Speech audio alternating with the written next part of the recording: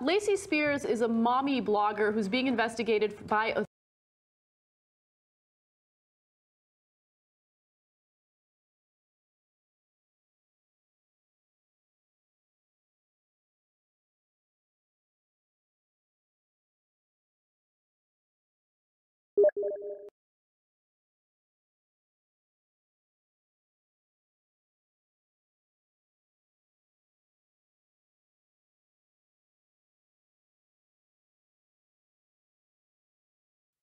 A disabled woman leaves a note for a neighbor who parked her own car in the woman's designated handicap parking spot. And the response she got from that neighbor will make you cringe. New at 11, Kelly May is live with a not uncommon problem. Kelly?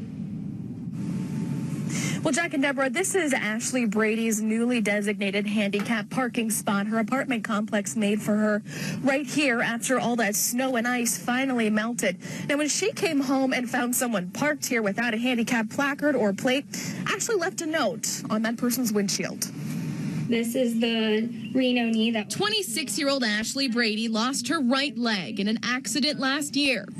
After learning how to walk again with a prosthetic, stairs are the easy part. I struggled a lot across the parking lot with the snow and ice trying to learn how to balance and walk. I fell multiple times. So her apartment complex designated this parking spot for Ashley to park closer and avoid icy falls. I finally get my handicap parking spot last Thursday, and then I come home on Saturday and they're parking in my parking spot. She decided to leave a note when she didn't see a handicap placard or plate. I was stern and confident in what I was saying. She, in return, had placed this really rude letter under my windshield wiper. It says, "Hey, handicapped. First, never place your hands on my car again. Second, honey, you ain't touches my property, I will cause trouble. So go cry your struggles to someone who cares, because I'm walking away with both mine." A few more choice words. And I read it probably like 5 times over and over because my brain just couldn't even process the level of mean that it was. If this person really knew her, they would never talk to her that way because she's so sweet. Ashley's sisters posted the note on Facebook, hoping to bring awareness to the struggles that come with disabilities. It's been shared over 1,000 times. I got a lot of feedback from this, online from a lot of other amputees who have been in a similar situations. You're not just going to get what you want by being bullying, She told me to cry to someone who cares, and I went to the internet, and it turns out a lot of people care. Now, Ashley did file a report with Miamisburg Police. She's also meeting with the apartment complex management tomorrow to figure out a course of action to take with this neighbor. Meantime, if you want to read that entire note, you can head to our website, abc22now.com. We're posting it there. For now, live in Miamisburg tonight, Kelly May, ABC 22 News.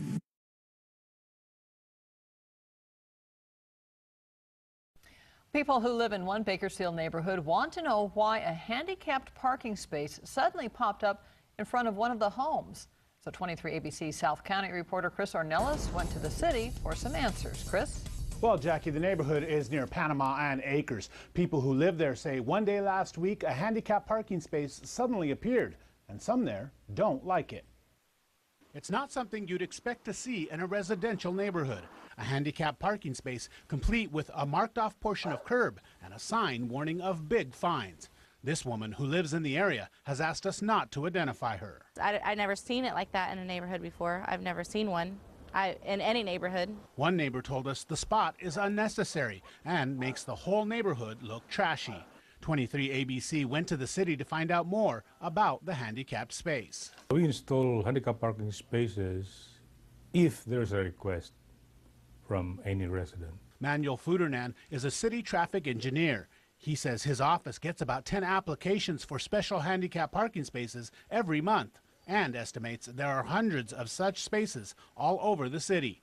But they don't just hand them out to anyone who asks. We investigate whether the requesting party is qualified or entitled, or if it is feasible. Some neighbors we spoke to questioned why such a space would be needed in front of a private home. Usually if you're handicapped, it's easier to park in your own driveway compared to on the street. Sometimes even if they have a driveway, the nature of their handicap is such that most driveways are slow, and some of them have difficulty. But Fudernand stresses the space is not reserved exclusively for the person who lives there. It is open to all handicapped persons in Bakersfield. Or 23 ABC couldn't get anyone to answer the door at the home, but a man who claimed to live there called us back later and said the spot was for him. He says he is a Vietnam veteran and has trouble getting around. He says the spot is to make it easier for people who come to pick him up. I was just wondering what it is there for. Does it serve a purpose? Now, if you'd like more information on how to apply for a residential handicap parking space, just go to our website, turnto23.com. In the newsroom, Chris Ornelas, 23 ABC.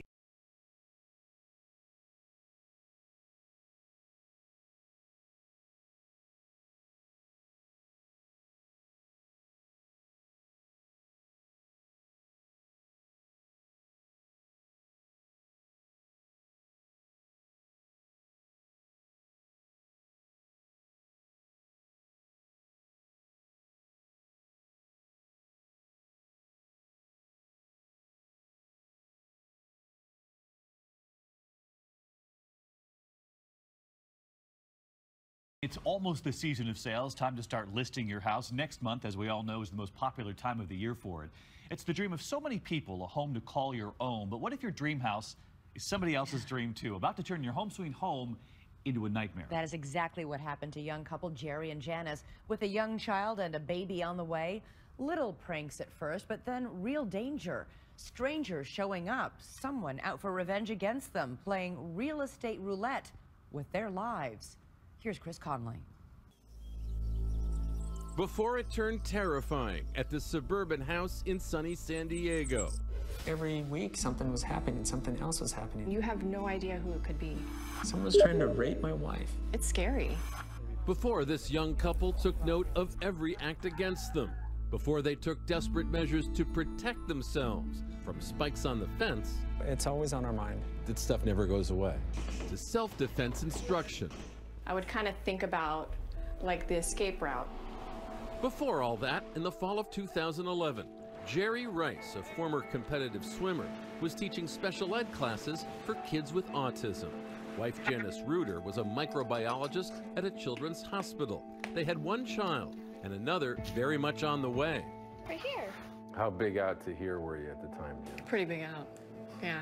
I was about, what, 8, 9 months, I think. They'd been saving for a house, and thanks to friend and real estate agent Renee Milton, they got one. This one-story house in a peaceful cul-de-sac. It's a wonderful place where everyone pretty much knows each other. People in the morning go for walks, they take their dogs out, they skip by the park on their way to school. At $779,000, the house scraped the top of their range, but it was amazing. It was like, what? This is ours? We were going to raise our family in the house, and we're going to start really soon. Yep. A home is a big deal. To purchase a home is a huge deal. Excited for the imminent arrival of daughter Avery, Jerry says he barely noticed the unusual note that would be a kind of introduction to their nightmare, a note that came to the house in their first month here. It's basically said that someone was willing to offer up to $100,000 to buy our home from us. $100,000 above the price that you'd paid for it. I threw it in a cupboard. Our daughter was overdue. Only then, something a little creepy. The house turned up again for sale on the real estate site Zillow under an obviously fake realtor's name, Jacques Arce. Jerry called me one day and asked me if I had listed their home on Zillow for sale. I couldn't understand who would take a home that we purchased and put it online. That was the start of an escalating harassment campaign. Next, $1,000 in bills for bladder control products and magazine subscriptions arrived. The mail stopped entirely. There was an online ad for a New Year's Eve party at their home. Tame stuff? Maybe. But the Rices got the ominous big picture. Someone was targeting them and wanted them out. Who was it that wanted them out of this house so bad? And was it just one person? Someone was trying to harass them to where they would leave this property. Next, an attempt to get the Rices' neighbors angry with them. A Valentine's Day card, the ideal way to share a little love with that special someone. Only Paul Abel, one of the Rice's neighbors, didn't see it quite that way because the card was sent to his wife, Tanya. Wait a minute, Paul, it wasn't from you? It wasn't from me. What did the Valentine's Day card say, Tanya? It said, "Love, Jerry Rice." Paul hadn't even met Jerry yet. He decided to change that in a hurry. He got mad, went right out the door and went and knocked on their door. He's not the jealous type, but he left the house in 5 minutes. Fast. Here's this guy that I have a beautiful wife. She's mine. And who is he sending a Valentine card? In fact, Valentine's Day cards purportedly signed by Jerry had been sent to every wife in the cul-de-sac.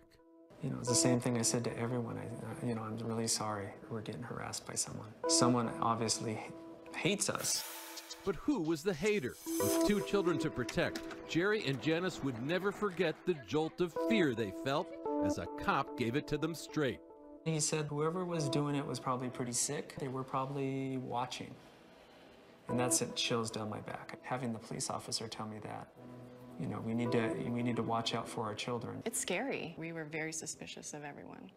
Jerry sprang into action. He locked the mailbox and set up surveillance. We didn't know who was messing with us, and they could be coming up to our front door. So we put up security cameras. This gate offered extra security, but week by week, their sense of siege worsened. What next? Who was watching?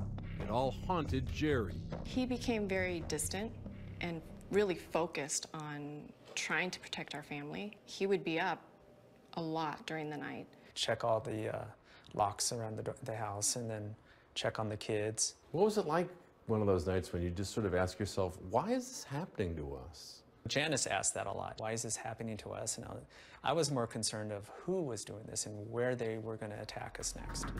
They turned to cops as they braced for the next attack, never imagining how shocking it would be.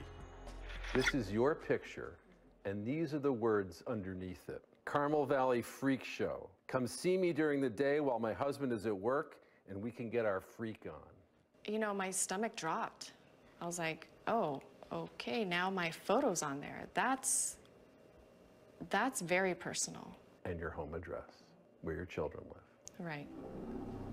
Then, while at work, Jerry got an urgent message from the police. To come back to the house because they had some information to share with us, and they wanted me there with Janice. Men had responded to that online ad and been in touch with someone pretending to be Janice. This is what one of them had been told. Just stop by any Monday, Friday, 9 a.m. to 3 p.m. I like the element of surprise. Someone pretending to be you. Right. Did it occur to you at that moment how much danger? Oh, yeah. Who was that strange man at the front door? And who was behind it all? By this time, they had growing suspicion. Remember that long-forgotten note dropped off months earlier from an unsuccessful buyer who was offering $100,000 above the Rice's purchase price for their house? Was that a clue? What was the name on that document? Kathy Rowe. When Janice searched Kathy Rowe on Facebook, she recoiled in horror. She'd seen that face before, at her front door, on Halloween. Immediately, I remembered her coming to our house, her and her daughter trick-or-treating. Coming up, cops start looking at the bitter bidder. I have never seen anything like this in my time as a prosecutor. And Kathy Rowe, outbid, outraged, and out to get even.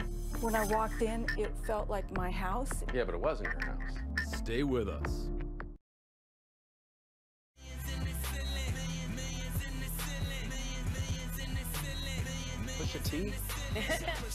So Bravo's Frederick Eklund is used to selling homes for tens of millions of dollars, and let's just say he knows a high roller when he sees one. Yet somehow he allowed me through the front door. Hi, this is Frederick Eklund from $1 Million Listing New York. He's the fast-talking, No, I'm not happy at all. quick-selling I'm gonna get $5 million more. How's that? face, or make that faces, of Bravo's $1 Million Listing. And today, Frederick Eklund comes face-to-face with his biggest client yet, who couldn't make it, so I'm here instead. Hello, Frederick. Are you ready to be blown away? This top Big Apple realtor. I had no words. I was just starstruck. And the apartment is amazing. Showcasing one of the hottest new high-rise apartments on the market. You see all the way to Sweden, basically. Consider your home country. Yes. We are more than 50 stories above Manhattan's Flatiron District in a massive pad with wraparound, unobstructed New York City views. The apartment is $20 million. It's a full floor, 4-bedroom, 4.5 bathrooms, and views to literally die for. Frederick giving me the grand tour of this Sky Palace, just like he does for his big clients. When I first met Ken, it's Candace. When I first met Ken, I thought he looked like he was dripping in money. From the kitchen with top-of-the-line appliances, countertops, and over and above views. This is like a palace kitchen. You stand here, you're doing the dishes, because I mean, you have multiple dishwashers, but why not? Yeah. You're doing the dishes and you're looking out and like, bam, look at that view. You can see One World Trade Center from the kitchen. To the study with views of a certain lady. You can see Statue of Liberty. There's the party-ready, built-in surround sound stereo. Two. The best part, arguably, where the magic happens, the master. And I'm talking the master. The master of the universe master, this way. This entire side of the building. North, east, south views. The sun-kissed master bedroom suite attached to one of the most spectacular bathrooms in all of New York. When I come 5 minutes early for a showing and I oh my God, this is... Look at that. This does feel like I'm at home. Did I mention the place is party ready? Check out the shower. Okay, so guys, come on, let's try. Let's see how big this come on, the whole shower is. crew, all the producers, I want to see everybody. Okay, so 1, 2, 3. Can we get the cameraman in here too? Yeah. Well, come on. Seven, come on. Wow, this is insane. Fits our crew of 8 with plenty of room for many more. Beyond the apartment, the building comes with 5 floors of amenities. And with New York apartment prices soaring, it's pretty much a steal. Why is this only 20 million, 21 million? That's a good question. Is it 21 million? Do you think it should be 25? Because I could raise the price to 28. It's very easy for me to raise the price. I think I'm doing this the wrong way. I picked 20 because I think it's going to sell. Despite that bargain price, all this luxury? I could get used to this. Way too much for my blood or bank account. You take a layaway plan? What? I could do some champagne. It was really good meeting you. It was very nice. Hi. Love you. I didn't really think he was going to kick me out. I mean, the wine glass was empty. You really nailed that negotiation. Oh my God, buddy. We got it up to 35 million by the time I walked out the door. Nailed it.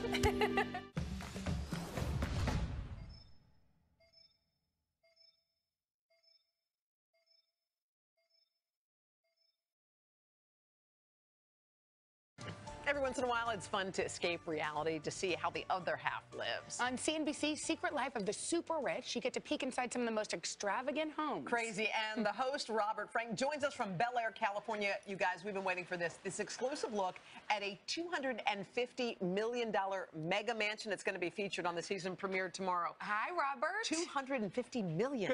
How'd they let you in there? Yeah, I know, it's crazy, but, you know, I get to tour the biggest mansions in the world. This house blows them all away. $250 million. You're wondering, what makes a house worth $250?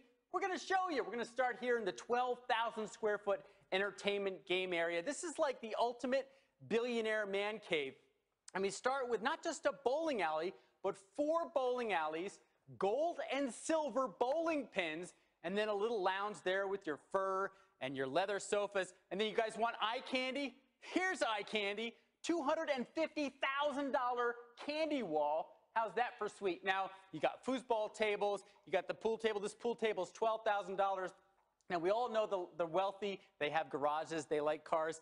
The super rich, they have auto galleries. This auto gallery has $30 million worth of cars, the fastest, most expensive, rarest cars on the planet. This car is $2 million, goes over 230 miles an hour. This is one of the holy grails of the car world, 1936 Mercedes, $15 million. You get all of these cars when you buy this house. So we're in Los Angeles, all about glitz and glamour and the big screens. Talk about big screens. This house has the biggest, best screens in America for a residential home. We're going to start with the home movie theater. This is the James Bond-themed home movie theater. It's got 40 chairs, all hand-stitched Italian leather. They all recline. They got their Hermes blankets to keep you warm.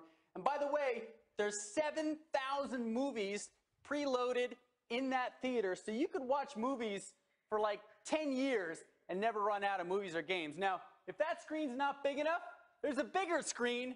This screen is the biggest TV ever built for a residential home in America. It's almost 30 feet long. And this is another lounge area. So this is where all your celebrity friends like Jack Nicholson and Brad Pitt would come over for a drink. Now, this house is 38,000 square feet. It's over 4 stories. Now, to get upstairs, you could take one of 2 elevators. They are lined in crocodile skin. Or you could take the stairs. And the stairs, check this out. It's a 20-foot tall safe wall, because, you know, when you're rich enough to buy this house, you got to keep a lot of stuff in a safe. Now, this house is, the second floor is kind of the entertainment area, the glam room. Now, it's got 2 wine rooms, 2,500 bottles. You got to drink all that wine. So this house has 6 bars. 6 bars. How's that? Now, there are 130 pieces of unique art in this house, including, ready for your close-up, guys? $1 million camera, Leica made out of stainless steel, $2 million stairwell, hand-polished stainless steel. Now, you ready for the big showstopper? We saw the TVs downstairs. Check this out. We come out here, 85-foot infinity pool overlooking all of Los Angeles, Hollywood. You got your plunge pool jacuzzi and a 20-foot television that pops out with a hydraulic lift in front of the infinity pool, so you can hang out in the jacuzzi, look out over all of LA, watch TV, and yeah, drink a lot of champagne, guys. Here we are in Bel Air, a neighborhood filled with celebrities and billionaires. This is the most expensive home in America right now, $250. We'll see whether it sells, guys. Back to you. Wow. Hey, how many bedrooms in there? So there are 12 bedrooms, 21 bathrooms, and 3 kitchens. Wow. So hey, you can, you know, we just showed you, it's hard to believe, we just showed you a little bit of this house. We didn't even show you a single bedroom. The bedrooms are to die for. Okay. Crazy, especially the master upstairs. Okay. Kathy Lee just called. She said, get out of my house. So, get out. All right. See you. Thanks. You can, of course, catch the season premiere of Secret Lives of the Super Rich tomorrow night at 10 Eastern and Pacific on CNBC. Hello, Today fans. Thanks for checking out our YouTube channel. Subscribe by clicking that button down there and click on any of the videos over here to watch the latest interviews, show highlights, and digital exclusives. Seriously, there's nothing more frustrating than when you fly home in your helicopter and race past your bowling alley, only to find that your personal masseuse and security team are using all 20 of your bathrooms.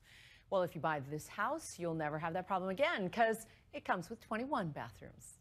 Here's ABC's Nick Watt. The gates are opening onto heaven. It's as close as you can get, I think. 924 Bel Air Road, if it goes for asking the most expensive home in the United States. 21 bathrooms, 12 bedrooms, 300 sets of speakers inside, 150 outside, poolside movie screen, a spa. $30 million worth of awesome cars come with the place.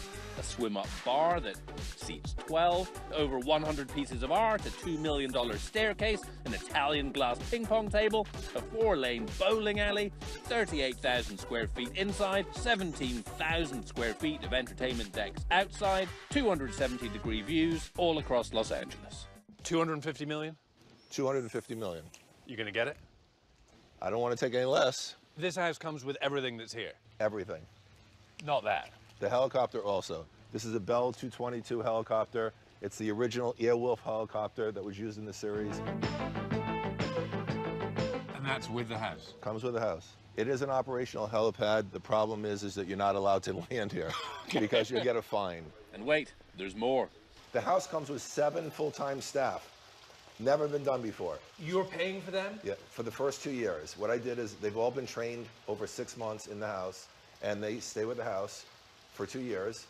So you have a great personal chef, you have a great masseuse, and security, house managers, It's amazing. That is the first time I've ever heard of a house coming with human beings.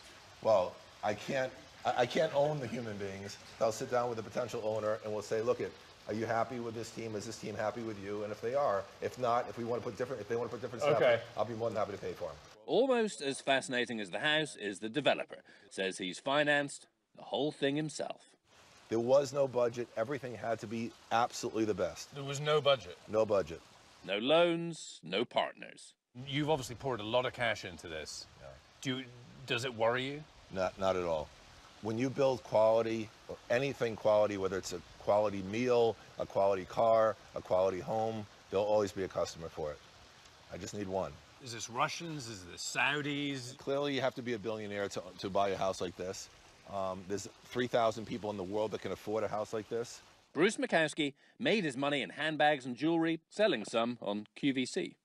Soft, gorgeous leather, lizard bag that you can wear 12 months of the year. Came out west to retire, but couldn't resist building some of the most expensive spec homes in the world.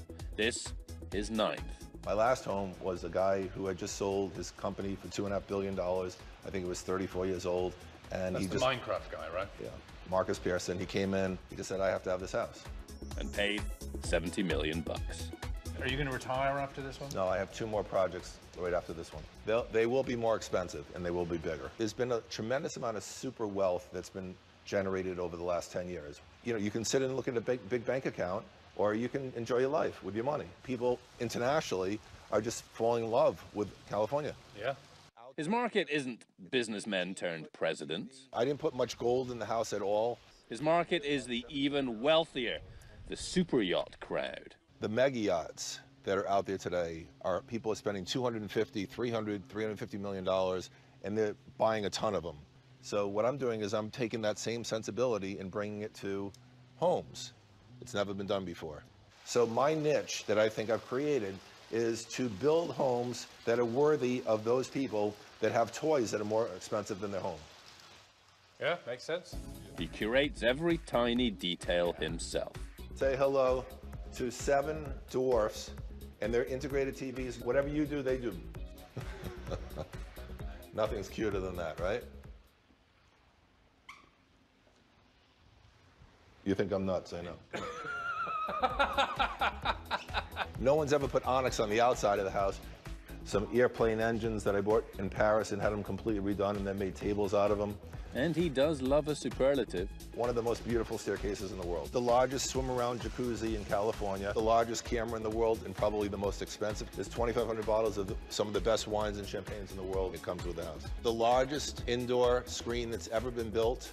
2 of the most expensive guitars in the world. This is an over $200,000 candy wall, stocked, polished stainless steel. What if the buyer says to you, okay, I like most of it, but I don't like the candy wall? Any time I've ever sold a house, people just come in and say, can I have the keys? Here's the check. I just want everything.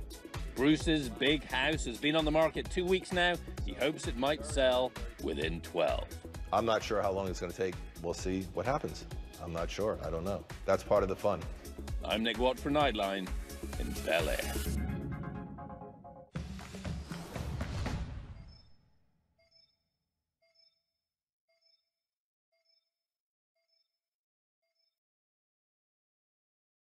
$500 million. It's 100,000 square feet rising on a hill in LA's Bel Air neighborhood. It's the most expensive listing in America, and it's called The One. Asking price, $500 million. Our cameras were the only ones ever allowed inside the house, which is under construction. We're going to see some graphic images of it, and it will be finished next year. Take a look. The One has steadily been taking shape since 2013, and it's possibly the most desirable site for a home on the planet. And our cameras are the only ones that have been allowed in. Is this the best view in all of Los Angeles? For sure, yes. In one eye line, you have from downtown LA to the ocean to the Getty. This is the best. But the breathtaking views are just about the only thing that come naturally here.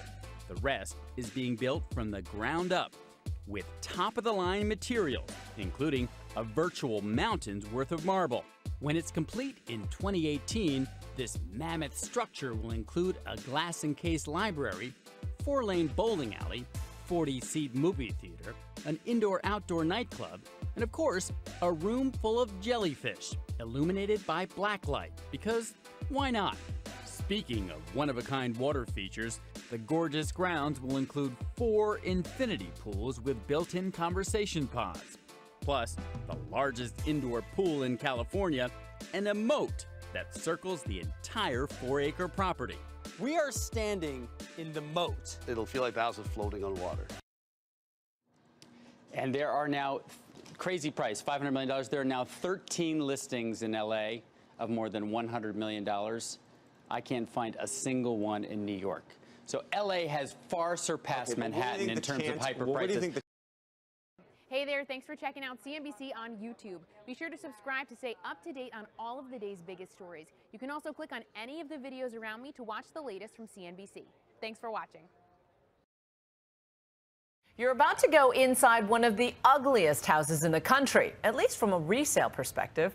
On the market for a staggering amount of money, it may stay there until someone just as eccentric as its original owner comes along. So with the housing market in an uptick, how do you make sure your own home doesn't become unsellable? Here's ABC's Rebecca Jarvis with tonight's Realty Check. Staircase railings that seem more than a little out of place. A bedroom that would make a caveman claustrophobic. And of course, all those lions. Welcome to the $1 million mansion that might just be America's most unsellable house. So this is the Kessler estate. It's 10 degrees below zero, and there's a bunch of dolphins out front, and they're covered in snow. Meet Brian Sanders, listing agent on this sprawling mansion. Consider this a cautionary tale in the new hot real estate market. Basically, we've got 5 structures. We've got the main house, we've got the guest house, we've got the pool house, we have the ballroom conference center, and then we have an apartment that also houses additional guests. Sanders knows that when it comes to real estate, there are some cardinal rules. First and foremost, you never want your home to be the most expensive one on the block. That's just the first of many rules being shattered here at the Kessler compound in Indianapolis. The asking price? We realtors like to say $1,295,000, which really is $1.3 million. Rounding up a little bit. Rounding up. Making it the priciest property on the market in this entire zip code. What is the cost of the average house on this block? The average house is $150,000. This is like 10 times. It's about 10 times that, so. Wow. From the bedrooms. This is almost a room entirely of stone. I feel like we're in a cave. To the basement. This room would kind of be like the party place down here. This room is perfect if you're in the mood for a cocktail, then a hand of blackjack, and then it's time to get in the hot tub. And the formal dining room. What we've done here is we've taken a trip to the Orient. As you see, the formal dining room has a hint of Asian influence with a hint of circus mirrors. There's really no playing footsie under the table here. I'm blown away. This is definitely the most original house I've ever seen, and I've seen a lot of houses in my day. But original can be a dirty word when it comes to resale value. With the housing market making a serious recovery, more and more Americans are looking to sell. So to guide us through the do's and don'ts, we went to an expert, Josh Altman from Bravo's $1 Million Listing. This is, as we like to say in real estate, unique or one of a kind. This is definitely one of a kind. Wow, this is like a dungeon room with beds in it. Out of 1 to 10, this is pretty much one of the worst houses I've ever seen. He's used to selling red-hot luxury properties like this $5.5 million pad in the Hollywood Hills. I mean, check out this view. This view in itself is worth $2 million. But he says any house can fall victim to overly specific design details, and that can spell doom when it comes time to resell. I see mistakes made in houses built all day long. As much as he tried, Josh couldn't sell this house in Bel Air, shaped strangely like a boat. Not only is it shaped as a ship, but it probably needs about $1 million worth of upgrades. It looks like the freaking Love Boat in here. This thing is straight out of the 80s. This is a tough sell, man. You talk about a unique buyer. How many people you know that are looking for a ship? The more specific your house is, the more difficult it is to sell the house. absolutely everything is wrong with this Indiana house. Hannah Elberts of Curb.com spends her day poring over real estate listings, looking for the standouts. What's hideous about this one? It's got a rotunda with pink metallic hues.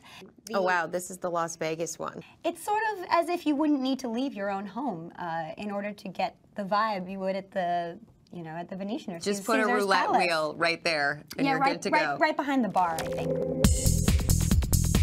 Back at our baffling Indianapolis mega mansion. Yeah, I love that there's railings all around this, but there's no railings going up the stairs. Great lights coming through on the place. Even listing agent Brian Sanders is confused by some of the rooms. So here you have your side room, your salon. Yeah, I'm not real sure what that room is used for. How many rooms do you think you've said, I'm not really sure what that room is used for in this house? Well, I think it just depends on the individual person and what they want to use the room for. This isn't available anywhere else. This isn't the only place where you can get this. So I have to imagine that whoever is going to come here and buy this is a little bit eccentric, has some money, and wants to live in Indianapolis. And you have to be able to put all of those things together in order to make it work. But this was all part of a 20-year construction project taken on by the estate's original owner, a convicted pimp turned construction magnate. What do you think he was going for? Do you think he had a vision of what all of this collectively would be? I just don't think he cared what people think. In fact, this house is so ugly. Oh look, I'm in a fish tank. It's become a local legend. So do you pass the Kessler estate on your way to work? Sometimes, yes. It's incredible. Of course, if you're rich enough to build a mansion like this, oh cool, maybe you're not too worried about resale value. Imagine you just bought this house. But for the rest of us, for most of the people in this country, their house is their biggest investment in their life. You want to make sure that investment's going to make you money when you sell that house. Rule number 1, keep it simple. You got to keep a house one particular style. If you're going for modern, stick to it the whole way through the house. Rule number 2, landscaping is key. You got to work on the curb appeal. This house, for instance, is horrible curb appeal. The first thing you see when you pull up is like this rock frontage of extra rocks all over the land. I mean, it's horrible. Rule number 3, don't make it personal. Make it as unspecific as possible. Neutral colors, take out all the personal stuff throughout the house, except this house in general is personal. So at that point, I don't know, maybe take a bulldozer to it. This isn't going to be easy to sell. Well, I think there's challenges for sure, but challenges. I think that's putting it lightly. Well, I think as a realtor, though, do you always want the easy, necessarily sale, or do you want to maybe work a little harder and have the challenges of something like this? You're ready for Indianapolis $1 million listing? I think I could handle it, yeah, for sure. For Nightline, I'm Rebecca Jarvis in Indianapolis. We're going to take you inside some ginormous mansions that come with equally ginormous price tags, but they're also sparking an unexpected dose of drama. ABC's Brandy Hitt has the update. There is 13 bedrooms. There is about 20 bathrooms in total. Wow. Mega real estate developer Mohammed Hadid has made a career building luxury hotels and homes for the uber rich.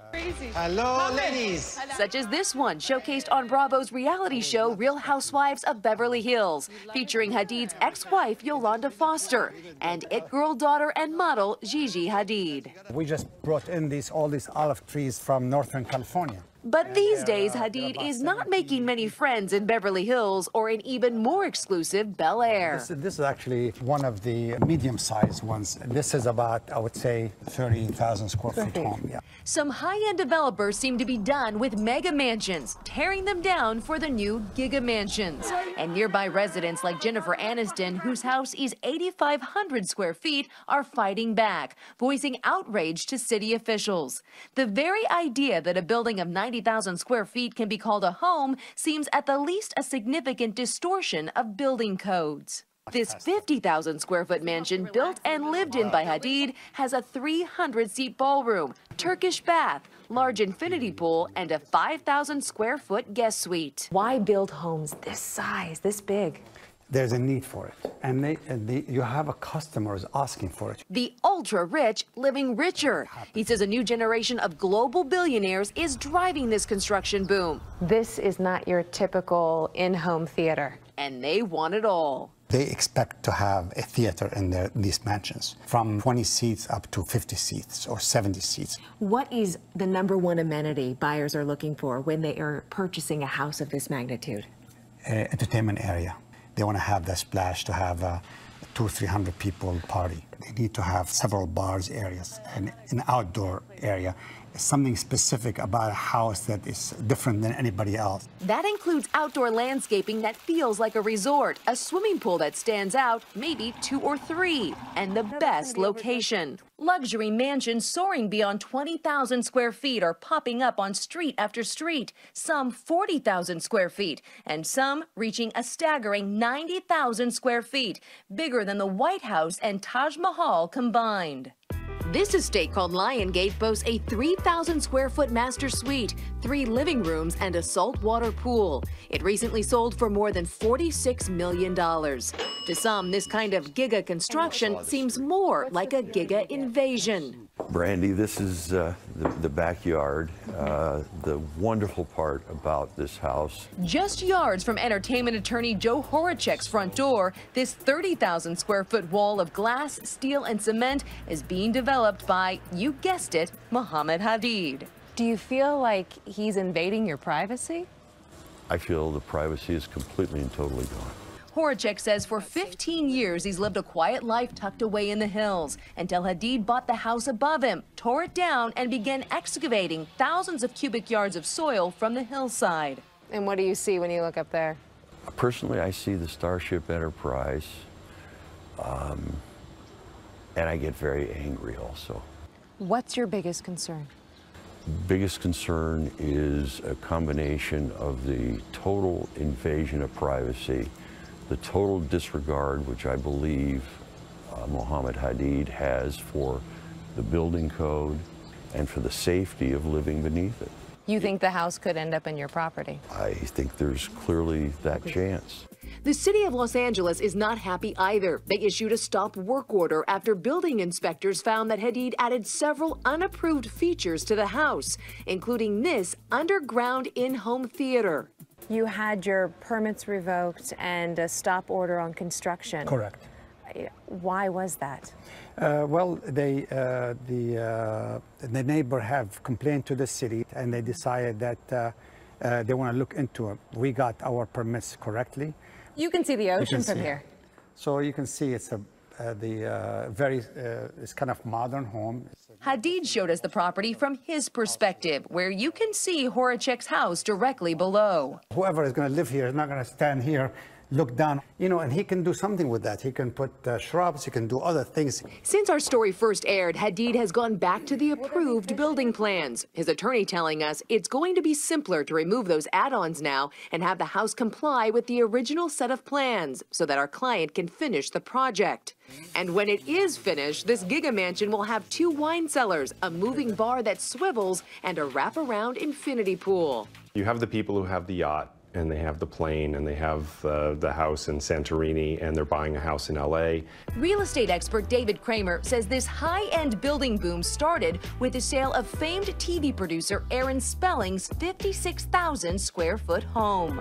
People saw the reality of, we have buyers here. He sold the Spelling Manor for $85 million and says it opened the floodgates for larger, luxurious homes. Who can afford these homes? Everyone thinks it's foreign buyers. It's everybody. It is local, it's entertainment, it's hedge fund, banking, computer, definitely, technology people, and then a lot of foreign buyers. Probably 30 to 40% are foreign buyers. All this development comes at a price, say some irate neighbors, pointing to the deaths of 2 LAPD officers killed by construction vehicles. Here's another truck. Here's another truck. As a result, Fred Rosen, the former CEO of Ticketmaster, who recently founded a neighborhood alliance, cringes at every large truck in his neighborhood. Is this a regular occurrence on your street? Yeah. There are people at home who are going to watch this and say this is a fight of millionaires against billionaires. Yeah, no, I know. There's always somebody with more, so that's not the issue. We just want them building it safe. The 28 or the 30 is the one straight ahead with the camper. Maureen Levinson, a Bel Air mother of two, is a member of the Neighborhood Alliance.